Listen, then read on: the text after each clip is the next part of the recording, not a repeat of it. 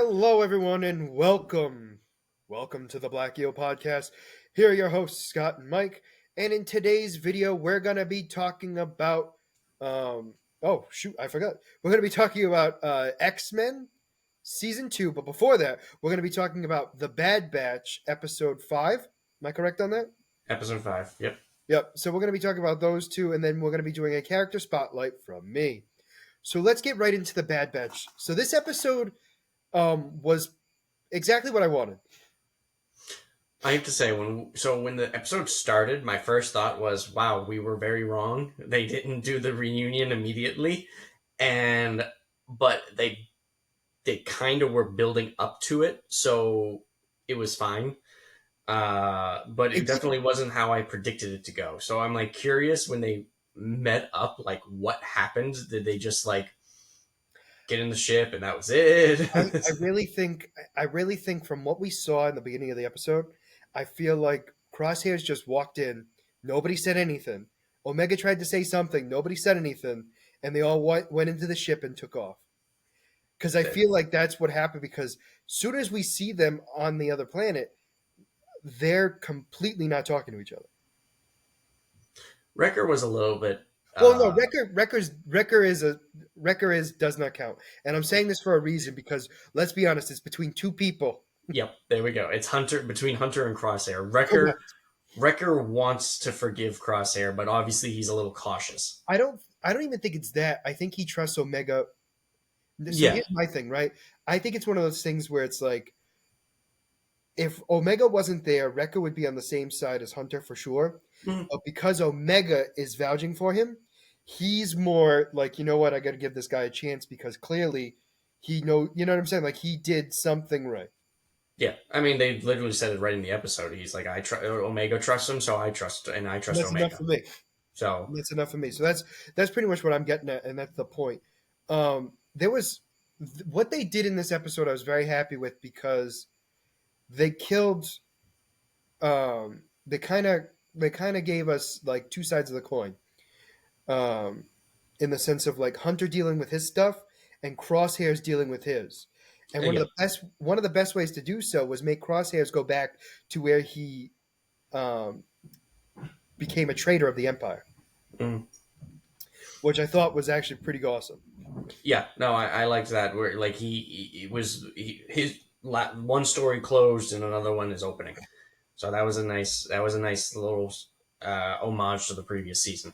Yeah, Um, and then it allowed Hunter to get a little bit more inside of what was going on with Crosshair while he was with the Empire, and it allowed him to be able to open up a little bit more to his former brother.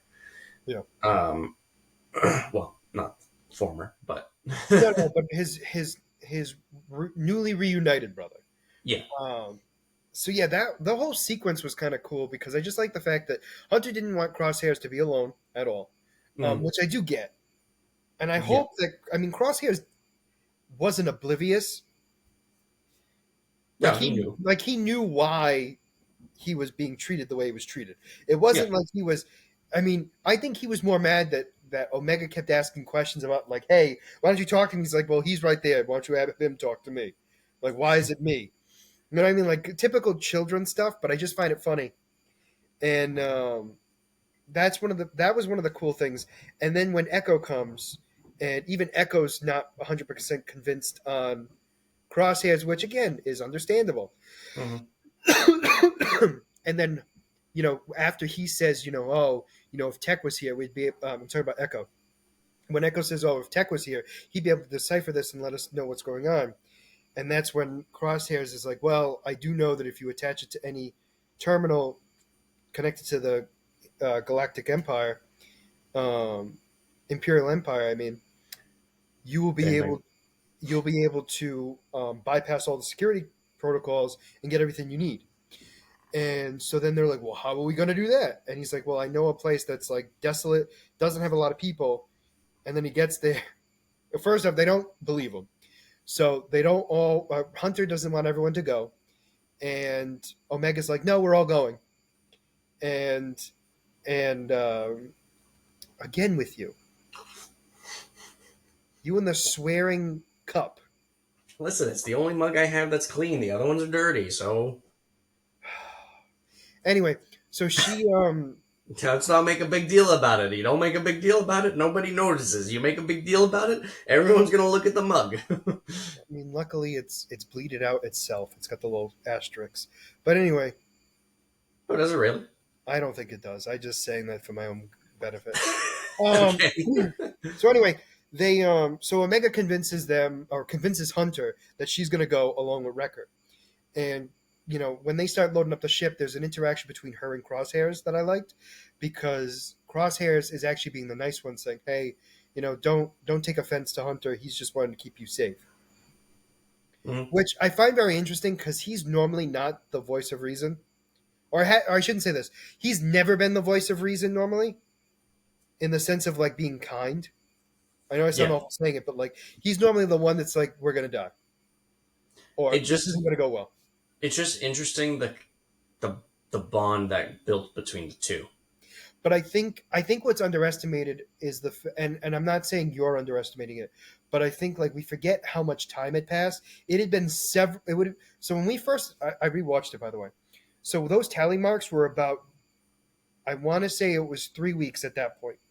And I'm saying 3 weeks. It doesn't mean it's actually 3 weeks. It was 21 rotations. Hmm. Okay. Then the next time we see it, it was about 6 times that. Okay, because it was about 6 rows, slightly more of that. But I'm just saying 6 times of 21 to be safe, because I couldn't see the whole line, so I Yeah. knew it was slightly more than 21 this time, but I didn't know exactly how much. So it was, almost. I want to say like if each rotation is equal to an Earth day, right? Mhm. Because we can't assume that it is, but let's pretend it is, Yep. right? It was at least almost, if not close to 6 months, Yep. right? So in that amount of time, especially when they're the only two people communicating with each other, really, you build that bond pretty quick.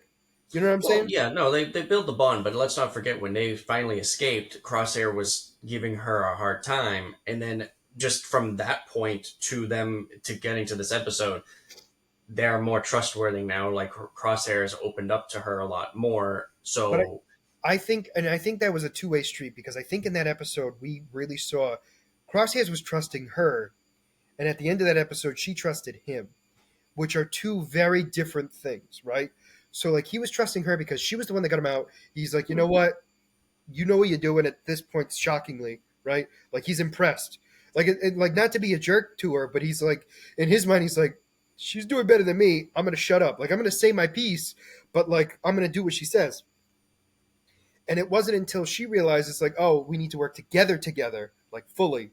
There, like we got to do it both ways. Where he's like, okay, and I think that's really where the bond happened, because mhm. it's like, okay, now she's trusting me, so it's going both ways now. I like in this episode they did the little rib about how technically Omega is older than them. Yes, So yes. I like how she's like a little brother, and he's just like, The smile is what got me, because I wasn't yep. prepared for that. I almost had to break the TV because it scared me. Um, but no, that was like a good thing too. So then we get to the place, right? And Hunter is 100% against this, because it's like, there's nobody here. I thought you said this was desolate. And Cross is the best comeback of all. He's like, oh, I'm sorry, I didn't have daily updates while I was in prison, Yeah. Yep. which is very fair, because, I mean, to be fair, am I surprised that it was um, like completely deserted? No, because it seemed like they really didn't care much. Because once they got rid of everything off that area, they were pretty much going to leave there anyway. It made it seem. That's how it has been with each of the bases we've gone to that the Empire has been controlling, like the forest base. Once they Mhm. got what they needed, they just Well, bailed. that one was a little different. That one wasn't so much they got what they needed; they screwed up on their experiment, and they were like, "Ooh, we got to go." I mean, yeah. Well, I, but I get what you're saying. that's why they bombed it. They might have been planning to just move everything to one singular location at the end, anyways. Possibly. No, that's a possibility. But you get what I'm saying. Yeah. I do get what you're saying, and you're not wrong, because I do believe that. I think it's one of the things where they want a base everywhere, and then they realize we really don't need a base everywhere. Hmm. You know what I'm saying? And I think uh, I get it, And in that place, there really was no point. I think it was supposed to be just storage, to be honest with you, if I remember correctly. Yeah, I think so. I think there was something in particular they wanted, which is Yeah, why but I think for the most part, like it was it used more was for mainly storage. storage. But you're right. There was a reason why they were there originally. I don't know if they ever got what they were looking for specifically. I'm assuming they did, but I mean, like, Mhm. I'm not 100% sure.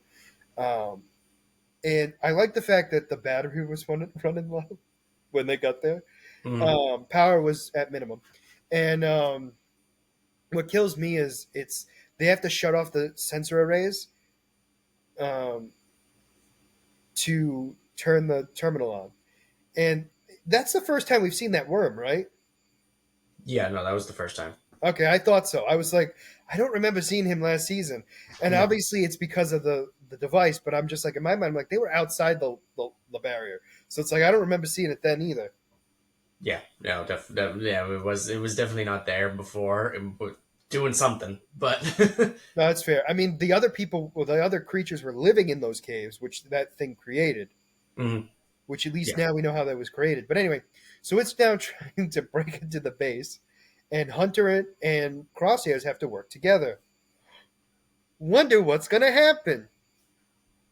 Basically, they had to help each other out, and Hunter and Crosshairs are good friends again. they had a heart to heart, and they finally and Crosshair got off his chest what he thought he was doing was right when it Which actually wasn't. which was the greatest scene I felt because Crosshairs was the one to be the adult. Hmm. Nothing against Hunter, I do like Hunter, but in this instance, Crosshairs was the bigger man because Yep. he was just like, and you can hear it in his sigh, right? Like just like you know what, I'm just gonna do this. It's like Hunter, I thought I was being a good soldier by staying with the Empire. I've done some things that I fully regret, and I just want you to know that I realized I wasn't right.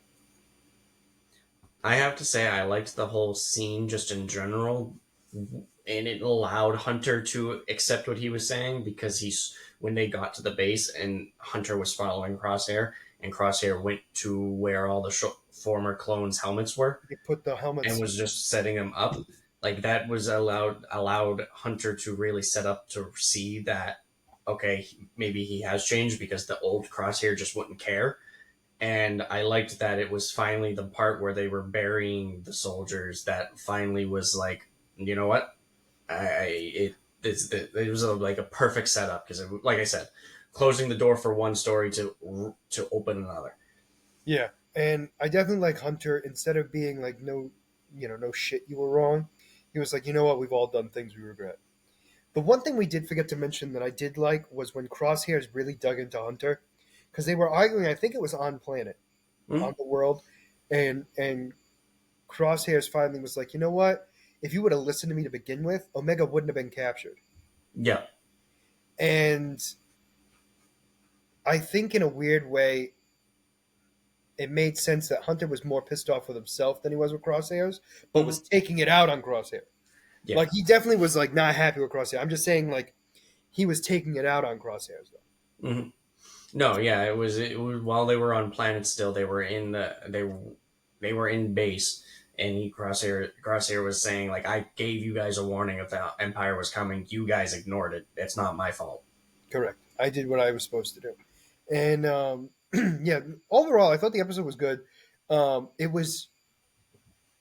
It wasn't anything crazy, but it was what we needed. Yeah, it was the next step in the story. Yep.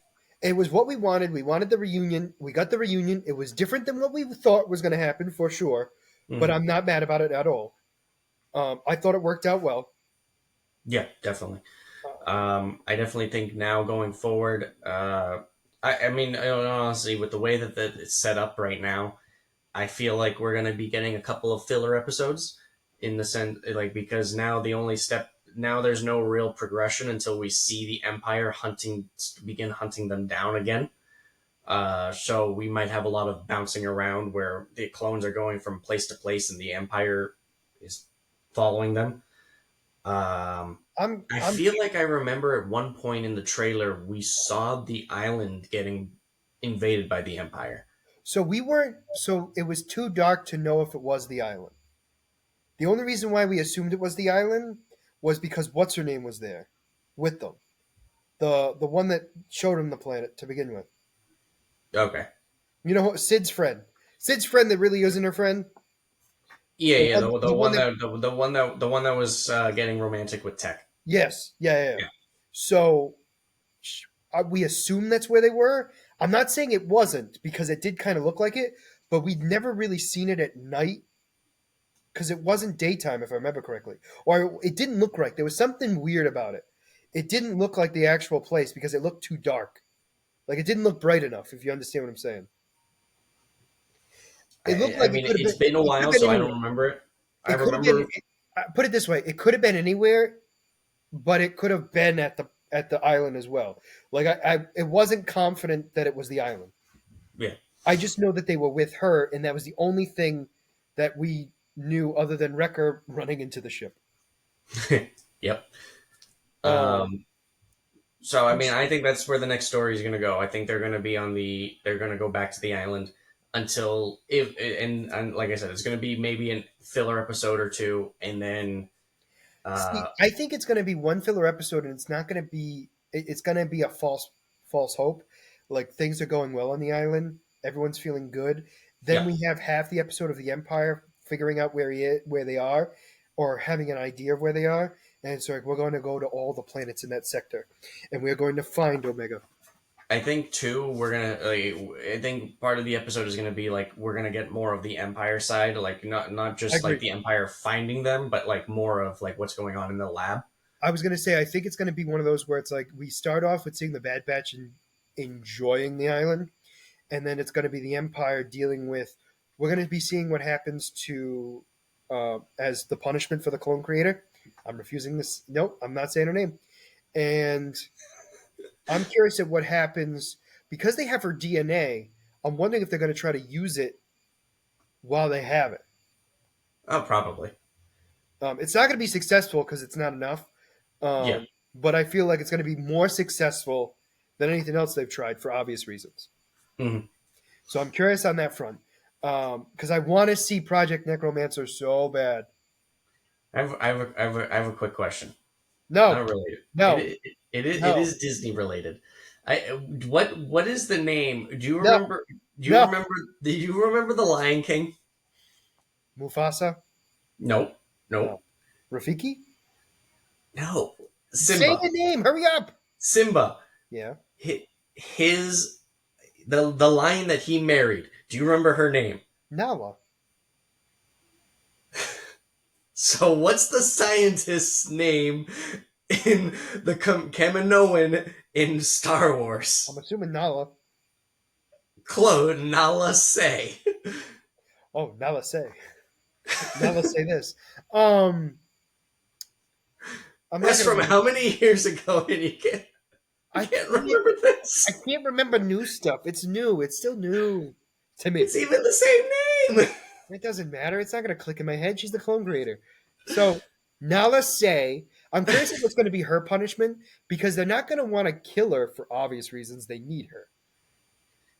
I think they still need her, and they know that if they do any harm to her, then Omega will not cooperate if they ever get her back. Correct. So it's like it's a catch-22 where it's like they want to punish her, but they got to be very careful. And I think Nala say understands that, and hmm she's going to use that to her advantage. I mean, she Yeah, already kind of has in a weird way. they're gonna figure out ways to hurt her and other ways to get her to cooperate. Like, I mean, I'm they just curious definitely. at how because it's not like there's none of our people left, or at least not enough. Yeah, I mean, So they it's yeah they wouldn't but they you don't. understand what I'm saying. Like it's going to be difficult. Mhm. So yeah, that was a big thing for me. I want to see that because I'm curious of what's going to happen in that front because we need to at least see that. If not, I wonder if this is the week that has two episodes. There's a You week. looked up a schedule, I so you have know to I tell me. can't remember. I remember it being in one and being. I know. You know what? It's not. I think it actually. You know what it might be because there's one in April, and then, so I'm assuming there's got to be one in March. Hold on. I was about to keep looking it up. No. Keep looking. Keep looking. I mean, keep talking. Keep talking. You're doing great, kid. You're doing great. Keep going. Okay, yeah. No, Ah, I got it. Episodes one and two. Oh gosh. Oh, Are Six you and serious? seven are the together one. Oh, it is. So it is next week. It's next week's episode. Okay, so I was right. And then the next one is like the first week of April. Um, so yeah, like I said, it was a weird double episode thing. Yeah, So I'm assuming that that's because one of them's got to be a filler episode and the other one is not, or it's a cliffhanger, yeah, a heavy yeah. cliffhanger where it's like, oh, we need to like make sure we show the other episode, or else people are gonna break their Disney Plus subscriptions. No. It's definitely one of those things. It's definitely going to be. This is my prediction for it. It is going to be. What's funny is I literally just saw the names of the titles too, so that would probably give it away a little bit. My thought is Bad Batch goes to the island, like we said. Yep. The entire episode is going to be them like you said, enjoying the island, like we said. The end of the episode, the Empire shows up. The next episode, they are all trying to escape the island from the Empire's invasion. Fair enough. I'm fine with that. But no, I'm just looking forward to it because I'm when they do a double episode, it's because they know they can't not show both. This is going to be so bad because next week is going to be packed for content for us. Why? What's No, next week? No, yeah, man. next week is Invincible. Invincible? Oh, it's Yeah, the first episode of Invincible? I think so. Yeah, because we have the 19 episode season next week too. Um, Oh, is that 19? Oh man. I thought it was the season 4 is the longest. Yeah, season 3. Oh, season 3 is only 19. I thought it was 21, and then No, season 4 is 21 or I thought 20. season 4 was like 23. It might be, but it's. I was surprised that season 3 was. I thought both seasons were like 21, 22. Mm-hmm. But they're not. One's 19. So great segue, Mike. Anything else you want to add about Star Wars? But I mean, the Bad Batch before we move on to season 2 of X Uh, Men, the animated series. no. I mean, I enjoyed the episode. I did It too. was a fun episode. It was nice to get that not the closure, but The to feeling get that, the reunion. yeah, I was going to say the actual feeling that they're together. Yep, and Uh, Omega uh, really is the. I mean, we knew this from the get go. Omega is the glue of that team. oh yeah, I mean, we knew it. absolutely, We've known it since season 1, but I mean, like, legitimately, she is. Uh, yeah. so, all right, so let's move on to X Men: The Animated Series, season 2. Now, Mike, before we get into what the season was really about, who do you think was the main villain? Because I was wrong. I had my villains. Well, I had this villain wrong. I thought it was somebody else that was supposed to be the main bad guy in this season. And I was wrong. Mr. Sinister. It was Mister Sinister, correct. I thought it was Apocalypse, but I forget Apocalypse is never really the main bad guy in any of the seasons. Yeah, he's just like the overlying Yep, like he's always in the background. He's the future that's coming, that yeah doesn't come. yeah. But you're right. So Mister Sinister was the main bad guy in this one. And what did you think about this season? This one was jam packed with a lot of stuff. So I liked it a lot more than season 1. I agree. It had a lot more like I said, the first season of all animated shows is the world building, so it moves slow. Hmm. They don't know what the story direction is going to go. Now they found their flow. Now they figured. Now we know who all these characters are. Now they can start going forward. We have the story of Charles and Magneto getting lost, or getting lost, and their side stories going. We got the story of just the main core of the X-Men, Wolverine dealing with his thing, Gambit dealing Cyclops with it. and Jean Grey dealing with her thing. We got Beast dealing with his existential crisis.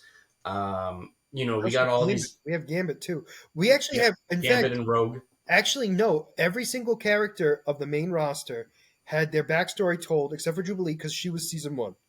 Yeah, So she everyone, wasn't really that prominent in this season. no, she wasn't the main topic of the no, because this was to really focus on the team. So Yeah, like we learned about Beast in general in the sense of with his crisis, right? We got Rogue's background from stealing Miss Marvel's abilities yep, and how that came to be. that was We messed al- up. Yeah, but that's how it happened in the comics. I did not know that. So I don't think it happened quite that way because Rogue was originally a villain. FYI, for those of you Hmm. who didn't know, she was actually originally part of the. Michael, you were the worst person on the planet. This is why people don't like doing content with you. One, you're unlikable, but two, it's because of this. And honestly, it's just hurtful. So anyway, in the, I believe it was actually in the '80s where I'm not looking at it. I refuse to. I believe it was the '80s when Rogue took Miss Marvel because it's Miss Marvel at this time. Captain Marvel is a different character. Yep. She took Miss Marvel's powers, and that's why, like in a lot of reiterations of Rogue, she had super strength in that time because she stole her powers. And eventually, Miss Marvel got her powers back, but Rogue kept hers too. It was a weird cluster f of things on that one, because normally when the other person gets their powers back, she loses hers, but it didn't happen that way because she held on too long. She permanently kept it.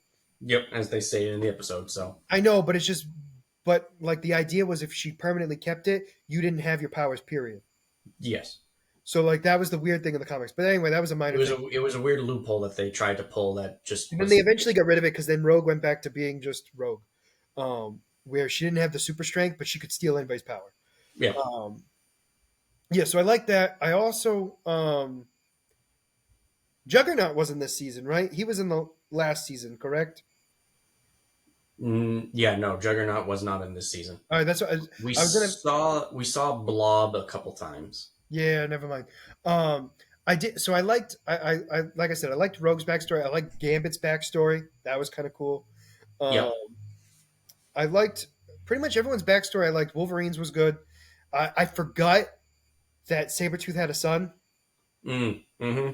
And I forgot that he was the leader of the anti mutant brigade. Which explains why he's so against mutants. No, no, 100%. I get it. I just was like, I just found that funny because I do like that Wolverine was the one that figured it out. Yep. That was Also, no, Sabretooth is, that I was a good forget episode. how, I also forget how big Sabretooth is. I know we saw him in season one where he's huge, but I forget how big he is. He's massive. He's like 7 feet tall or Yeah, 8 feet tall potentially. And Wolverine's only 5'4". Actually, I think he's 5'6". he hovers. Well, Wolverine's supposed to be short. Yes. No, Now, that granted, it's changed because of Hugh Jackman playing him. They have changed his height to match Hugh Jackman's, I but thought they did the funky adjustment. You know how they do, like adjust other actors so that way that it seems like they're the same height or whatever. well, Wolverine was supposed to be shorter than everyone because Oh, and they just so were like, because so they changed. I believe they changed in the comics his height a little bit. So he's like, I still think he's slightly shorter than everyone else, but he's closer to 6 feet than when he originally was in the comics. okay. Um, Because I thought I heard something where like because Wolverine is because Hugh Jackman was so tall they had to play with you know how they you because like Sylvester Stallone is so short like they play with the cameras to make it so that way when they're when he's up against other actors like they're the same height despite the fact that he's actually a lot shorter than them. they couldn't do that with Hugh Jackman because he was standing with the X-Men a lot, and you can't when you're standing with them, you can't really hide height. Yeah, So, yeah, yeah. but it didn't realistically, it didn't ruin anything personally. No, I mean the height it does not really make a big difference. No, but it's just funny because originally people hated the idea of Hugh Jackman being Wolverine because he was too tall. I'm talking about the very original movie. Like No, when they, I know. now he Back in the times where that was the basis for the characters. well, no, that's the thing that kills me is like now you think about it and you're like you can't see anybody else playing Wolverine, and Yeah. like in the beginning everyone was like, he's too tall, he's too tall, and he's not Literally, and Canadian, he's Australian. literally the only thing that was that like at the end of the day, he was the only saving grace of the X-Men series. Absolutely. I will argue maybe there was one more, but I'll decide for that later. I mean, Charles Xavier. I actually like Magneto too. Magneto was good. I mean, there were some there were some hit and misses, But but like overall, Wolverine like Wolverine story was by far the thing that carried the whole thing. he But was it, the most consistent throughout all the stories. Whereas like because they were fudging the numbers a little bit with like Charles Xavier because they recast him. Same thing with Magneto. yeah, So like So I do agree with you, but Wolverine stayed the same. But the big thing I wanted to get back to is so we had Rogue with Miss Marvel, which I thought was cool, and we got the interaction of why she didn't know Mystique was her mother, um, Hmm. which was good. Yeah, that was so confusing when the story was first being told. Well, no, I get confused because I was like, but Mystique is her mother, and she worked with Mystique for years. How does she not know who Mystique is? And then when they showed when we watched season two, I was like, oh, that's why I forgot. She was pretending she was still doing all the stuff that Mystique did, but she was playing. She was pretending to be that woman, her mother, who Mm, wasn't actually her mother, but you get my point. yeah, And then what else? What else? What else? Oh, so there we had was Gambit, which was the thief in the Assassin Guild, which was cool. yeah, I that was like a that. really cool one. There was Oh, Storm. I was just gonna get to that one. Storm with the Shadow King, which I I hope we get more of the Shadow King. I can't remember if we do. I feel like we do. Did I do not remember? Did we see any the Shadow King in season one? No, no. Okay, He because was the just way that they were introduced. saying like, oh, Charles Xavier isn't here to beat me this time, so I Well, was like, because the idea was, and this is how I took it. That was when Storm first joined the X Men because yeah, she was being controlled by him at the time, and Charles Xavier and the X Men had to save her. Because at the okay, time the X Men looked different, obviously, because it wasn't yep, we knew. Um, so they saved her and they put him into the astral plane. okay. I just wanted to make sure because I was like, I don't remember seeing him in the No, first no, season, so I no. He didn't was know if not I in. was missing something. Nope, he was not in season one. They do make it Okay, seem like it was a scene we were supposed to see, but we did not. yeah, Um, so we had that. Then we had Wolverine with the Alpha Flight, which I liked, and Department H. Department H, for those of you who don't know, is a rebranding of Weapon X, quite literally. as I believe was your last character spotlight. So I mentioned it in the last comment. yeah, Yeah, yeah. yeah, The yeah. last Sorry, that's what I episode. meant. Yeah. But You it was, yeah. I mentioned was like, that. wait a minute. I was like, but no, you're right. Um, I also the way they gave Wolverine his adamantium bones in the animated series was kind of weird. Why? Well, they put the bars of adamantium around his arms and legs and ribs, and it just like went. Oh yeah. I don't. I didn't remember that. I just remember him in the test tube and having the mask on, and then just him going berserk. I didn't. I And, and completely blanked on them also, actually giving it and to him. also in the animated series, he did not have claws before he got the adamantium. Adamate. Yeah. Oh, adamantium. Adamantium. Yeah, adamantium. Yep. Um, infused into a skeleton. He did not have bone claws in the show. He had no Hmm. claws at all until given the skeleton, Yeah. which I Yep. thought was interesting. Um, that was well at the time. I don't think. I don't think. I think in the time in the comics, we never knew Wolverine had bone claws Hmm. because I I was think in gonna the say I comics, thought that was kind of like a newer thing that they added to well, it. newer. I think it was the '90s, and so I think this show was out when it was happening, and they had already made the show, so they were like, "We're keeping it." And it didn't ruin anything, honestly, personally, Yeah. because it's just an animated show anyway. Though my favorite character was introduced in this. Can you take a guess who it is? I could not. No. I've been wanting him in the MCU since the multiverse has started. Mojo. He is the greatest creature on the planet. Oh, The who like the Mojo's voice actor sounded very familiar, and I couldn't place my fingers on it. oh, he's done a lot of things. He's done a Yeah. million things. So, like, I know him more because he played Beetlejuice in the animated series. But he's played like a bunch of characters, but like he was never the main guy. Yeah, yeah, no, no, no, definitely not the main guy. It's just No, he always I he, just he recognized the his voice. voice has been around in a lot of, especially during that time. He Mm. was all over the place. He was the guy. You wanted a sane and wacky character, you called this guy. Uh, although, I mean, realistically, Beetlejuice was a main character, but um, I think that was the only character he had that was like a main character. I think everyone else was kind of like a sad character that got side character that kept getting like reintroduced or reoccurring. I like Mojo. I like Mojo because of it fits perfectly. As like this is the perfect time to add Mojo into the MCU. I've been saying it for at least since the multiverse has started, right? Since the branching has started, Mm-hmm. Mm-hmm. actually since the end of season 1 of Loki. I've been saying we needed Mojo because it is perfect because Mojo worries about views. Talk like he is literally the meta. He could be the guy to go up to Kevin Feige and be like, "Why are you messing up my movies?" Right? Being like, even as a joke, like it's just one of those things where it's even as a joke, like to have him in and being like we need, going in there being like, we need more. Why are you doing all this women focused stuff? Men like big bazungas and they like men destroying things. What are you doing? Like, I want to see that because Mojo is the epitome of what makes Hollywood awful. And it would be a perfect, because everything that's been going on lately, right? And maybe it's too soon. Maybe that's why they haven't done it. But like, he's Marvel's version of Harvey Weinstein. And like, I know I'm saying awful things here, but like, he is. The only difference is he kills them instead of doing other things to them. You know what I'm saying? Like, what's worse, I get it. It's horrible to say, but my point I'm making is Mojo is perfect for this time period right now and where we are right now. And I Yeah. think we need that. And I think he'd be a perfect character to play because he plays the evil um, producer, Mm-hmm. director, right?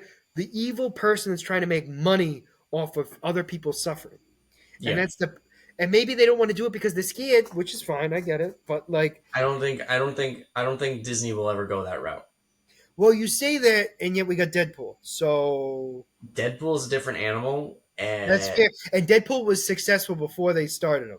So that's yeah, also true too. Deadpool is kind of something that they kind of had no choice but to do. And this one, and that's kind of like Deadpool is like poking fun at certain things, whereas this is literally just the way you're describing it is a blatant thing off of what's going on in real life. And Disney definitely probably does not want to go that route in a kid oriented. Well, no, I would think that no, he would definitely be rated R. No, no, no, I know that, but like at least with Deadpool, it's violence and just stupid humor. Fair enough. You know what? Whereas this Fair enough. is, you know, But you could also go down that route. You could go the Deadpool route, right? It'd be different, but it'd be like he's going in and he's like, this movie needs something. Like he's watching like the show, and it's live action, meaning like so it's like long shot, right? They're filming the movie, so Mojo could, and it's supposed to be all doing their all own stunts and everything, right? He's throwing real stuff at him to try to get him to die. It doesn't because this movie needs something, something that all movies have. Pushes a button, you see long shot explode. There it is. That's what we needed. We needed the spark again. Can we do that take again, Spiral? What? He's dead? What do you mean he's dead? Can't we bring him back? Damn. All right, find another actor. You understand what I'm saying? Like that kind of humor, yeah, right? yeah. I mean, that I'm could thinking more possibly work. towards I'm thinking more towards that route. Um, but you're right. I think it still might be hitting too close to home. But still, my favorite character I want to see in the MCU. The That other being thing said, too is just like the fact, like how acceptable will it be to today's audience? Like I said, Deadpool, like it just like going back to Deadpool, whereas Deadpool can get away just because it is violence and stupid humor, whereas like Mojo, like you're like you could pull some like things where he's just like being the director in the back where he's like, oh, we need more explosions, we need more this, we need more that. But if it gets like certain things like, oh, we need more women kind of thing, or men want this, it's like how much can they push the boundaries for what's accepted in today's audience? well, Because even remember, the opposite though, you have him going, Spiral, give me the report. And it's looking and it's like, okay, we need to be more women focused. Okay, what's a woman again, Spiral? Because he's not a bipedal creature. oh no, no, no, I So I'm know like, that, no, yeah, but what I'm getting at is it's like having those thought processes. I think works perfectly because he's not human enough that I think he can get away with it. You understand what I'm saying? He's so alien, like he looks like Jabba the Hutt. yeah. You know what I'm saying? Like Jabba the Hutt gets away with slavery. Nope, not anymore. Really? Disney has come out and said that they're not selling any more merchandise with Slave Leia. Oh. Like the only time you're gonna see Slave Leia is if you watch the movie. Otherwise, any other outside media portraying Leia is done. Interesting. I did not know that. Oh, so never mind. Maybe they won't. Interesting. But he lasted a while. We could say that. Well, I mean, he only just got purchased by Disney. I mean, valid, but you get my point. But he wasn't. He wasn't like delete. Like that wasn't deleted from him for. You know what I'm saying? Oh wait, are you talking about Mojo or are you talking about Jabba? Jabba. Oh, I thought you were talking about Mojo. No. I'm talking about Jabba. No, you're right. Mojo just got bought by Disney Mm, because he was part of the X-Men franchise, I believe. yeah. Which is interesting. Well, as weird as it sounds, it's because Longshot is technically an X-Men. Long story. Um, Fun fact: that's why he's more of an X-Men villain, Mm, even though but he's gone against Avengers as well. He's actually taken Scarlet Witch before. oh, Yeah, he's done. He's done. He's been in a few of the shows. excuse me. Always been a side character. Never anything big. Um, Same thing with Arcade. Arcade is another one who wasn't introduced in this. He's. I don't even think he's in this series. He's in another X-Men series though, where he actually had his own video game where he was the main villain of the whole game. Those two villains I want to see in the MCU, but I feel like they're too violent for. There's many villains in in Marvel that I think are too violent slash gruesome for MCU, and those are the two, and I really want them. But let's get back to the show. Never say never. Very true, but I don't think we're going to get them the way they're portrayed in the comics, Yeah, it'll be nerfed. or more realistic, like more making us understand them better, which I think will ruin a little bit of their character. But anyway, Uh, um, but that's like minor things. That being said, so Mr. Sinister was the main villain, as we talked about, and his idea was to make the perfect spawn. And who makes the perfect spawn? Well, it's it's Jean Grey and Cyclops. Kills me every time. I liked the tie between Mr. Sinister and Magneto in the mutates. Yeah. So you know what the Savage Land is, right? I mean, I do now. Okay. So the Savage Land was a tropical area where dinosaurs exist, all that stuff, right? So there were actually people living there. So Khazar's people Mhm. always lived in Antarctica. I know it's weird to think about because you're like, it's cold. But they have alien space heaters, and that's not an exaggeration. Living under the ice. Well, no, so this is where it gets weird. It's something happened, they crashed, something crashed in Antarctica, and these devices came in to heat Antarctica, right? And it turned it into a tropical place. Don't ask me how that works because guess what? It's ice and there's not supposed to be ground underneath it. So how the hell did it work? I don't know. The point I'm making is alien space heaters made it a tropical paradise where dinosaurs still existed and cavemen, I'm putting that in quotes, existed. I loved. I was laughing when we had when Wolverine, a depowered Wolverine, was going head to head with one of the dinosaurs, and I'm like, he's outrunning it. He's got no mutant powers aside for the adamantium Which isn't a bones. mutant ability. No, which is not the mutant ability. It's like he's just sitting there with, he's going toe to toe. He's wrestling it. I'm like, I don't know if this is. I was just dying during it because I'm like, this is. And the other thing too is like we see him in pain every time he brings his claws out, but I'm like in my mind I'm like, if he doesn't have his mutant ability, he literally has gaping holes in his fists right now. Yep. Oh, They, actually, oh, no. and this in Actually, this in this one, season. it's actually right here. I forgot. They come out here in the Oh animated. yeah, that's right. They They did. don't They come have out the of his marking on knuckles. his. Yeah, Yep. they don't They. come out of his knuckles. I forgot about that. But I think it's funny that they mentioned because in the timeline with Cable, the story with Cable, and they mentioned how Wolverine was the key to the future because of his instantaneous healing, and Which how is not instantaneous in this show. no, it's not, and it was the only time it's been instantaneous is when he got the virus. Yeah. Otherwise, very much not instantaneous healing. No, absolutely, and I think that's what killed me too. Like I Um, said, like I mentioned in the last podcast, where it's like if you're not the focal point of the episode, you're you nerfed. are so nerfed and just tossed around. It is ridiculous. Like Jean So Grey just gets slapped around nonstop yeah, in this show. next season she's the villain. Um, what was I going to say? Oh, did you notice something different about Cable? The arm. Mm-hmm. So because the time changed and everything else, he has the virus now because the virus didn't exist originally. This is Hmm. what kills me. They were very smart on this. The virus didn't exist yet. So because Bishop went back in time, the timeline changed. Cable got the virus. The virus now makes him so he's now impervious to time manipulation. So he can change the timeline without being changed himself. So now he's going back in time to stop Bishop from destroying everything because he lost his son, which is sad, and then got him I back. like I liked that little tie-in just in general with like them going back and forth between between the episodes where like from different perspectives. I did like that. Yes. Well, I also like too. The idea was I was like when I watched the first episode, right? Because it was part one, part two, right? I forget, Yep. wasn't it? Yep.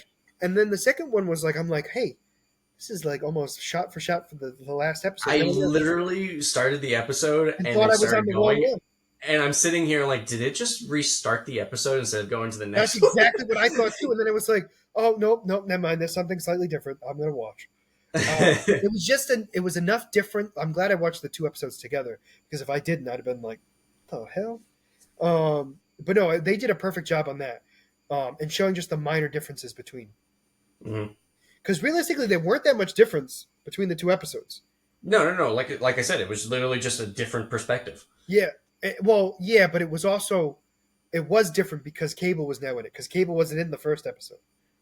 Well, I mean, they were showing They were like for showing the everything we most. saw in the first episode, but now with Cable and showing like, hey, this is what's supposed to happen. Yeah, like they were doing things side by side, but literally from a different angle. Mhm. So it was like when Cyclops and Bishop were going after Creed in the mansion, like they showed was literally like from a different like I said again different perspective. So it was like one shot. The first episode was Bishop and Cable just going neck. Were like talking side by side. You seeing a close up to Cyclops and whatever.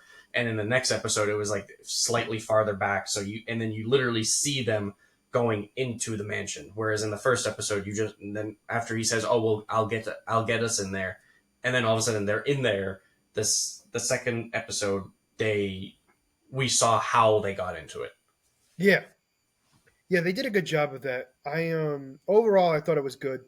I just I didn't hate it. It was actually better than the first season. I agree with you. No, no, it was a lot better. Like I said, the first season was slow and it was like, okay, here we go, world building, Like this and was now still like things were actually sporadic. happening. This was sporadic, but it worked. Yeah, again, it Oh, was all actually, we also sporadic, got but it oh all we forgot tied to Omega an Red. overall story. We also forgot about Omega Red, who is actually Wolverine's greatest enemy, who we've never seen in live action. No, no, we have not. Nope. And the funny thing is, they always did Sabretooth, and Sabretooth and him were never like they were enemies, but like Wolverine's like main enemy was always Omega Red more than Sabretooth. Interesting. Hmm. And I think, well, one of the main reasons why they didn't, I mean, obviously they changed it once the movies came out because then they started having him fight Sabretooth more. Omega Red was because Wolverine was supposed to be the American side versus the Russian. That makes sense. And so that's why they fought each other. That being said, I liked Omega Red. I liked Colossus. I mean, I liked everyone. There was nobody we saw that I didn't like. I liked everything about it.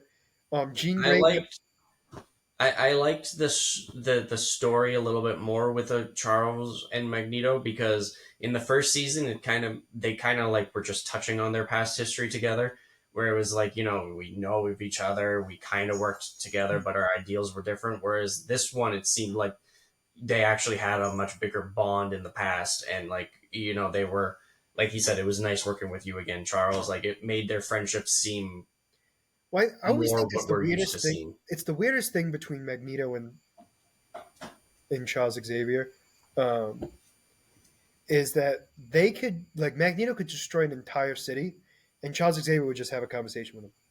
Yeah, yeah, Like it's the weirdest friendship because it's like he's told his X Men to stop him, but like at the end of the day, he would still talk to his friend, hmm and I find that so interesting to me anyway. Um, because he still knows that he there's hope for him. well, also too, like they had the same ideals at one point. Yeah, Like they might it's have a just different one way of person going goes the about other it. route versus the other way. Correct. They go different routes on it, but they have the same ideals, and I do like that. Jean Grey also gets a hint that she's going to be a mother hmm when she reads Cable's mind. Um, but yeah, overall, I liked everything. I mean, there's really not much to talk about other than like Morph now being sort of a good guy again. Yep, the whole back and forth with that was It worked. It worked better than I remembered. I thought it was stupid. I think the first time I saw it, yeah. I think I forgot how much it actually worked this time around. I mean, it definitely made a lot of sense in storyline wise, just because of the fact that it's like, he was able to continuously trick the X-Men that he was on their side because they wanted him back. They Yeah, wanted their old friend back.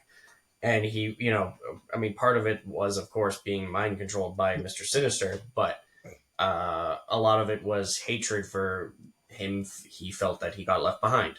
yeah, So, it's a combination of things where it's like the master was manipulating him into doing this. yeah. Um, I but agree. like I said, it was just made it easier for him to be able to trick the X Men because the X Men wanted their friend back. Absolutely. I 100% agree. I mean, I 100% agree. Well, now he's part of the team again. I don't remember him being in the other seasons though. Well, I mean, I know you said that his he turns bad again, so I mean, I thought he did. I might be wrong. I don't remember. Now it's going to we'll bother me. see. But anyway, yeah, so we'll see. I know season 3 is the Phoenix is the main villain. Okay. So we'll learn more about that. So we're going to be, so for next week, because I want to bring it up before I do my character spotlight, because we're pretty much done with X-Men at this point. Yeah. We're going to be discussing the newest episode of the Bad, well, actually the newest episodes of the Bad Batch, 6 and 7. God, so much.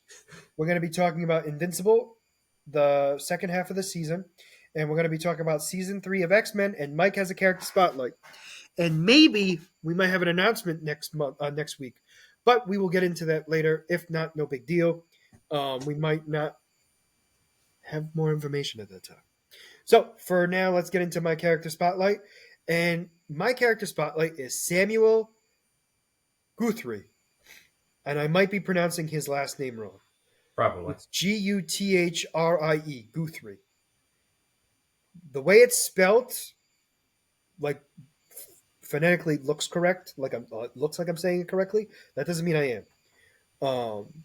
I'm not going to try But it. 616, he is known as the mutant Cannonball. Do you know who Cannonball is, Mike? Yeah, no, I do know who Cannonball is. You do? Well, Don't guess. ask me so much about him. I just know of him. Well, he was introduced in 1982.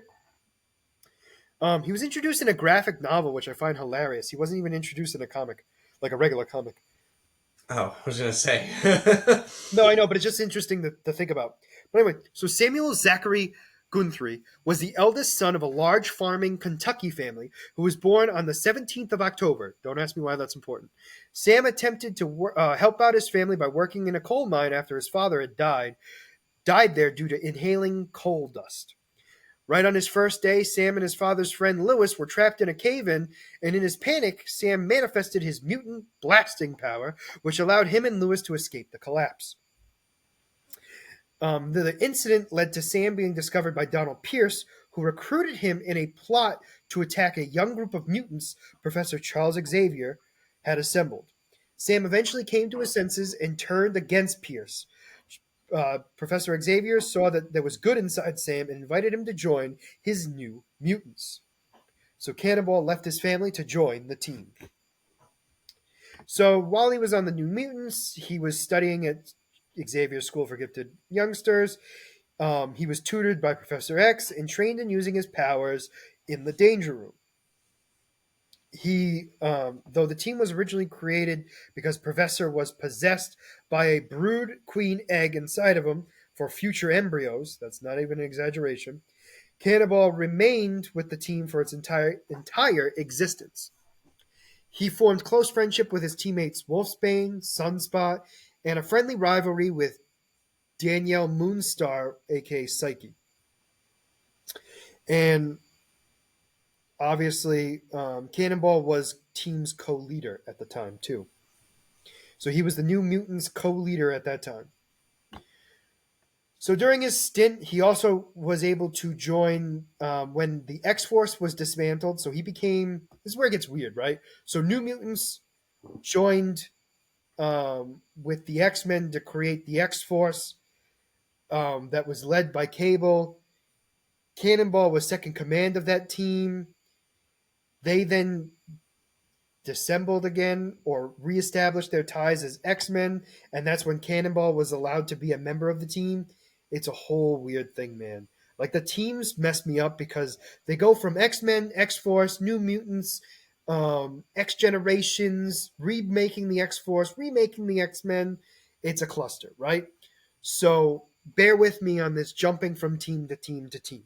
So like I said, he rejoined the X-Men where they had to stop an anti-mutant group, which is hilarious because you would think that obviously they would. Then he rejoined the X Force. They apparently Cable is not part of the team anymore, and they were trying to help out. Basically, they were trying to figure out. They found a new mentor called Peter Wisdom, and apparently during one of his missions, he was allegedly dead. So the team was looking for him. Well, during that time, the X Force decided to dismantle because it was just too hard. It was too hard to do it without him. I don't get it either. I'm sorry, I lost my train of thought for a second. He then joined the X Men again after post M Day. Then we have the Jean Grey School. So he was hired part time. So eventually, Charles Xavier School does exist, sort of, but Jean Grey kind of takes it over, and creates her own school. She's hired part. I mean, I'm sorry, Cannonball is hired part time by Wolverine for the new school, and he teaches a course in flying. Yeah. I find to be hilarious. One of the big things is he's actually also joined the Avengers. So after the conflict between the Avengers and the X-Men, Mike, how much do you know about the Avengers versus X-Men? Not that much. So anyway, their whole ideal was the Avengers wanted to get rid of Hope Summers. The X-Men wanted to protect one of their own. So that's where the fight came to be. Hope Summers is one of the children of Jean Grey and Scott Summers, who is very powerful. Anyway, during that time, after that he joins the Avengers after that debacle.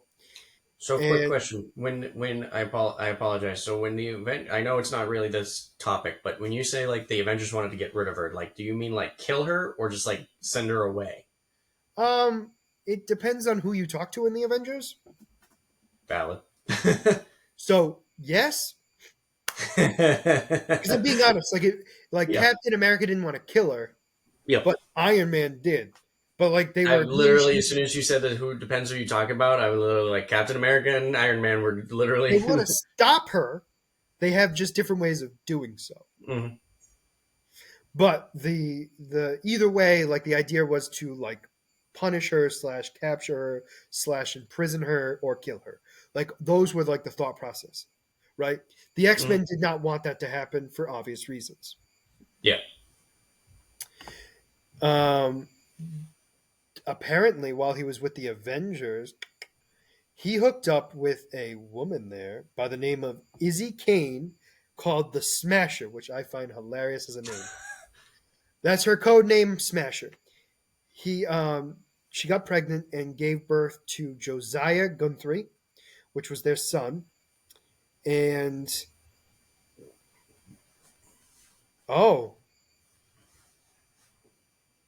Oh, I'm sorry. My apologies. I read something wrong. I thought she said she surrogate the baby. Nope, something else. My apologies. So she waited a while before telling him that she was pregnant with his kid. Um, and then because of all this, he joined the U.S. Avengers, and was, I think, the leader of his team at that time. Yep, he was. He was the leader of that time. Decided to quit the team because he was done. He joined the X Force one last time, and apparently, in the Dawn of X series, when the New Mutants ended up on a criminal processing station on the Shi'ar planet, or the Shi'ar criminal processing station, Sam arrived alongside Smasher to escort them out of court. Afterwards, the Shi'ar dreadnought was rerouted in order to escort Deathbird back to Chandelier, which is the planet.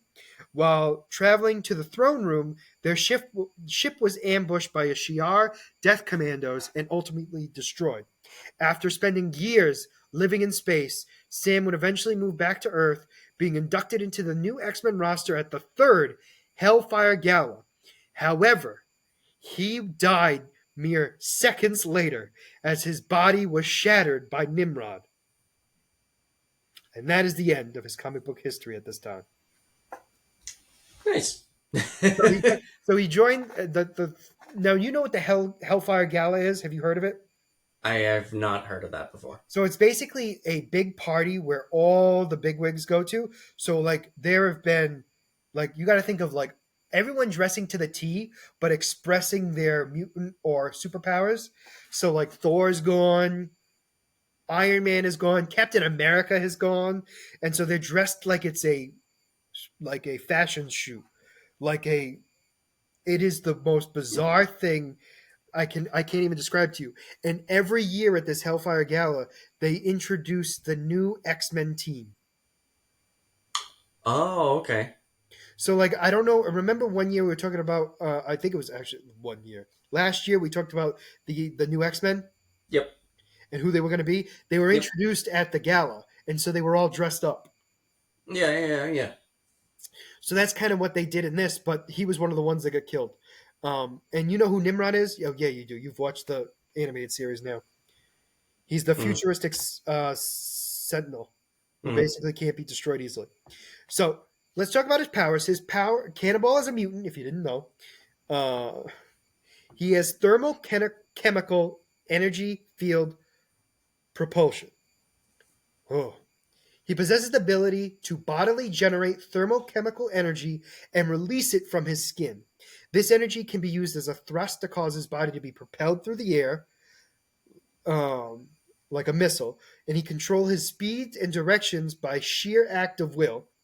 At first, he could only release this energy from his feet, but now he can fire it from any part of his body, a wide variety of effects, blah, blah, blah. So he can create field blasts. This energy also manifests itself in an impenetrable, virtually indestructible blast field, which nothing can penetrate. I say that because it things can penetrate it. Um, he has superhuman durability. When using his superhuman powers, Cannonball possesses superhuman durability due to the energy field that forms around his body. So this is where it gets weird. He himself does not have great durability, but when his blast field is around him, he can take massive hits. That makes sense. I just want to say it that way because it's He himself isn't that strong, but his armor is strong, yes. essentially. So this is a fun fact for you. This I didn't know until just now. It was theorized that Cannonball may be one of the externals Oh. and therefore immortal. Although evidence of this was somewhat questionable, Cable initially believed that he was an external after a future professor search revealed that Cannonball lived well into the 24th century. Upon his awakening from his first death, the other externals also sensed that Cannonball was one of them. Strife, who is an evil counterpart or evil version of Cable. He's Cable, but from a different universe where he was evil. Was positive that Cannonball was one of those immortal externals. Now, Selene, another external, would deny him after having been one of them and called into questions Cable's conclusion and reasons for it. Cable would become unsure if Sam was an external or not after his younger brother, Icarus, had a healing factor that could very well run in his family. Years later, when Cable was asked about Sam's status as an external, he cocked it up as a rumor. So it's still unclear if he's an external or not. But they've touched base on it. So overall, I forgot about the power grid. The power grid is always out of 7. His intelligence is a 2 out of 7 because he's normal intelligence. His strength is a 2 because it's considered normal. His speed is a 4 because he goes at the speed of sound. And his durability is a 6 because it's superhuman. His energy projection is a 3 because it has short range. And his fighting skills is a 4 because he's an experienced fighter. Overall, this is a character. In fact, do you remember Ultimate Alliance 2? Vaguely, yeah. He was actually the cause. Nope, that's a lie. Nuke was actually the cause of the Civil War, but Cannonball was the first one to die because he tried to stop Nuke. Oh, okay. I believe he was part of the New Mutants at the time where the first explosion happened. And this was in Ultimate Alliance 2. And exploded and everything else, blah, blah, blah. And I believe Cannonball died. It's been a long time, so I don't remember that much. But, so he was thought to be one of the causes of the Civil War because he tried to stop Nuke before everyone else could get there. And Nuke exploded and destroyed like half of Connecticut. So they're blaming him for trying to be the good guy. Well, no, they blamed Nuke necessarily, but they blamed mutants for not. They may blame mutants and metahumans because their powers are unchecked. They caused this much destruction. But the idea was if Cannonball waited and Nuke didn't go off, then the Civil War might not have happened. In that version. I don't know about the real version is a little bit different. But in that version, yes. And that was kind of the big talk. But anyway. That being said, that is my character spotlight for this week. I have to say, I do enjoy always when you do your character spotlights, just the Marvel giving the power scale. I do. Yes. So I do really like that. What I've noticed though is I have to be careful in the characters I pick because they don't do it for all of them. I've noticed. Oh, okay. Apparently, like ones that have been questionable. I guess because what Marvel has done in the past is they've kind of varied people's powers. I guess the best way to put it. All comic books characters vary. So. Yeah, but you get what I'm saying. And so some of them who have been widely different, they've gotten rid of the power grid on their like notion. Although you probably could find a version of it, but they will put in there like maybe not accurate in all versions. May vary. Yeah, that makes sense.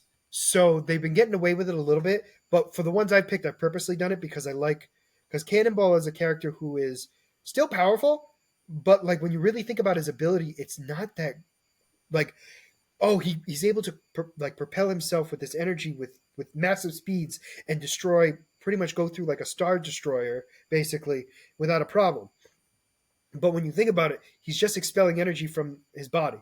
You know what I'm saying? Like it's not like a Omega level threat. That does not mean he's not dangerous. That does not mean he's not dangerous. He could still destroy the planet. Yeah. I mean, he'd die after because he wouldn't be able to breathe, but he'd be able to do it. Excuse me. But I mean, technically he lived in space for a bit, so I don't know how that worked. But I think that was part of the reason why they thought he was an external too, because he was able to do things that humans weren't able to. Like even mutants weren't able to do. You know, like you had to have the specific mutant ability to be able to do that for them to be like, okay, that makes sense, you're a mutant. But overall, that's going to be it for today. So next week, we're going to be talking about episodes 6 and 7 of The Bad Batch. We're going to be talking about season 3 of the X-Men animated series. And we're going to be talking about episode 5 of season 2. No, season 3. Season 2? Season 2. Season 2, sorry, of Invincible. I apologize. I just want to pull it up just to be sure that I have it right. I thought it was. Nope. I want it to be thought of that Mike is right, and then when we get back next week, we can say Mike was wrong. Nope. Invincible Season 2 Part 2 debuts on Prime Video on Thursday, March 14th. March 14th. Okay. Well, perfect. So we're going to be having a jam-packed episode next week. We probably won't be able to go into too much detail of everything, but we will attempt to as best we can. But overall, if you've made it this far and you've dealt with our rants, please make sure you like and subscribe down below if you like the content you see. If not, well, I'm sorry. Other than that, this is going to be Scott and Mike signing out of the Black Eel Podcast. Have a great day.